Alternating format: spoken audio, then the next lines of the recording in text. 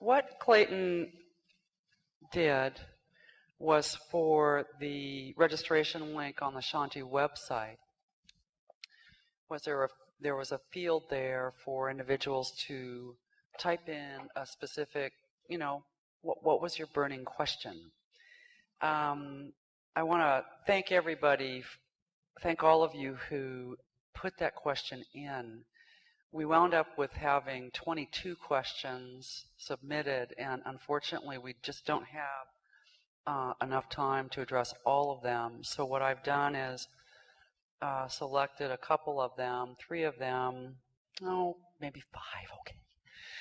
I want to do them all, but and I have submitted those questions to our panel. They've been able to take a look at them, I hope, and so I think I'll just shoot one out there. I am very interested in any recent study findings pertaining to the control mechanisms exhibited by HIV controllers, as well as an update to the topic of inflammation and HIV controllers at large. Any takers? Peter? Dr. Hunt? I can weigh in on the inflammation part. I think there are others here much better qualified than I to talk about the mechanisms of control. But the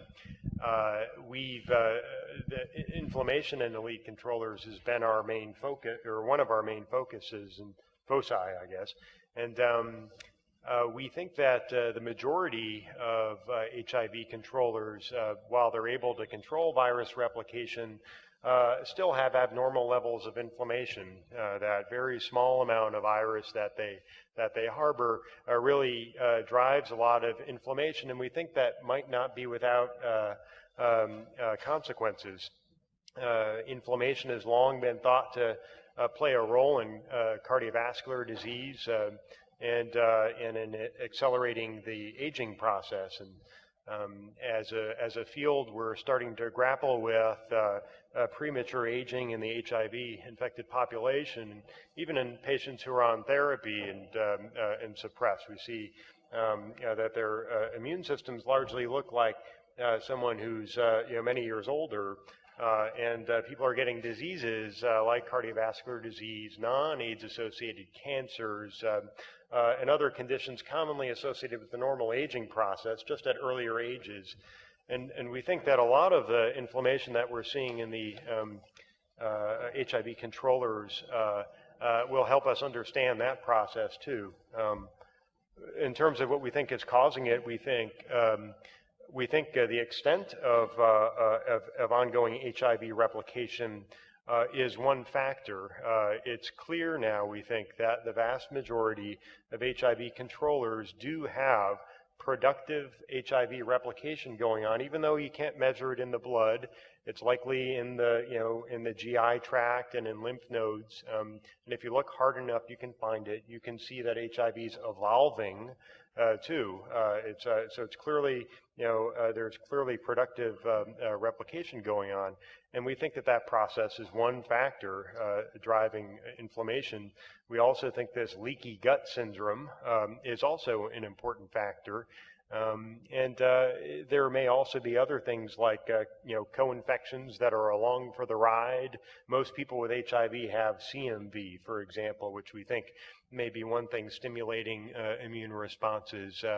Hepatitis C and hepatitis B, herpes simplex virus, lots of other chronic infections that people with HIV are more likely to have.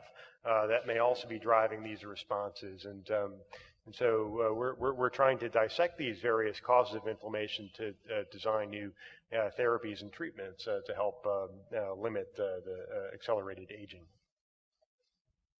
Thank you very much. Next question, how many HIV controllers have been found? And I'll leave that open to whomever. Yeah, I think that we showed the figures that we have. Those figures, which I think are now up around 1,600, both elite controllers and what we call viremic controllers. And that includes many of the different patients that are studied both here in San Francisco and in Washington, although they're not completely included within that number. So I don't know if anyone has an absolute figure, but in terms of the ones that we probably have at least tracked the largest number, and we're probably around 1,600 now with a goal of to get around 2,000, or at least identify 2,000 participants. That's not really, that's great, because 3 years ago there was only 65 of us in the cohort. Yeah. Thank you.